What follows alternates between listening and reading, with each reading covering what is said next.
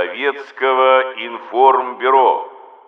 Крымская стратегическая наступательная операция 8 апреля по 12 мая 1944 года вошла в историю как одна из важнейших наступательных операций Великой Отечественной войны.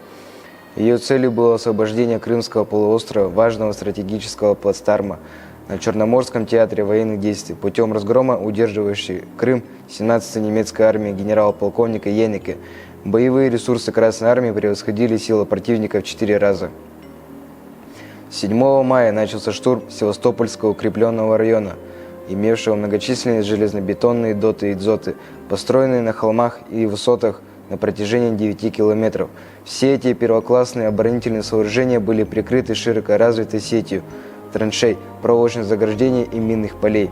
Утром советская артиллерия открыла ураганный огонь по позициям противника. Над укреплениями немецко-фашистских войск появились крупные соединения наших бомбардировщиков и штурмовиков, обрушивших на враги тысячи бомб. После артиллерийской и авиационной подготовки наши войска начали штурм мощных узлов немецкой обороны. В ходе штурма командующий армией генерал армии Толбухин применил военную хитрость между массированными ударами авиации для того, чтобы силы врага вернулись на свои позиции, в наступление отправили приготовленные муляжи солдат. После чего еще был произведен массированный авиационный удар. В результате ожесточенных боев на всем протяжении прорвана главная полоса Севастопольского укрепленного района противника.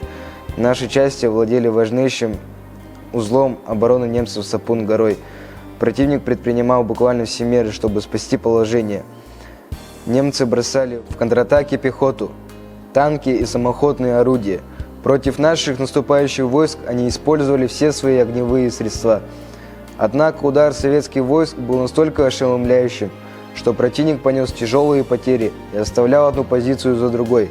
Только в районе Сапун-гора истреблено свыше 4000 гитлеровцев, взорвано 36 дотов и 27 дзотов, захвачено много пленных и трофеев. Развивая успех, советские бойцы выбили немцев из ряда высот и опорных пунктов и завязали бои на ближайших подступах к Севастополю. В течение 9 мая в Крыму войска 4-го Украинского фронта при поддержке массированных ударов авиации и артиллерии штурмом овладели крепостью и важнейшей военно-морской базой на Черном море городом Севастополь.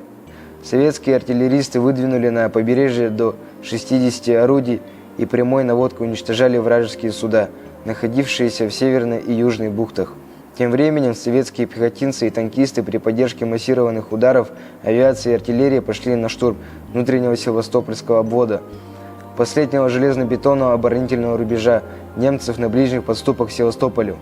Советские части разбили немецко-фашистские войска, оборонявшие внутренний обвод, заняли Малахов, Курган, Слободу Корабельную, Слободу Рудольфову и ворвались в центр города. В ожесточенных боях наши войска разгромили противника и полностью освободили от немецко-фашистских захватчиков город русской славы Севастополь. Разгромлена крымская группировка немцев, и Крым полностью очищен от немецких захватчиков. Противник понес полностью огромные потери в живой силе и в технике.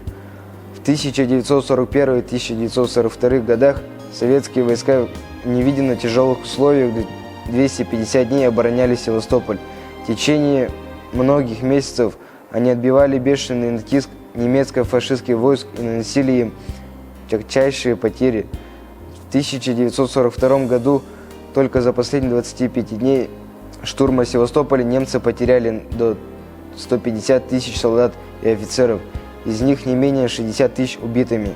В 1944 году советские войска за 3 дня штурма прорвали сильно укрепленную долговременную оборону немцев, состоявшую из 3 полос железнобетонных и оборонительных сооружений, и разгромили немецко-фашистские войска, оборонявшие Севастополь.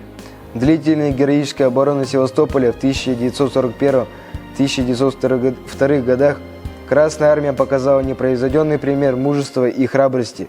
В мае 1944 года Красная армия, в 3 дня овладев крепостью и военно-морской базой Севастополя, одержала еще одну славную победу.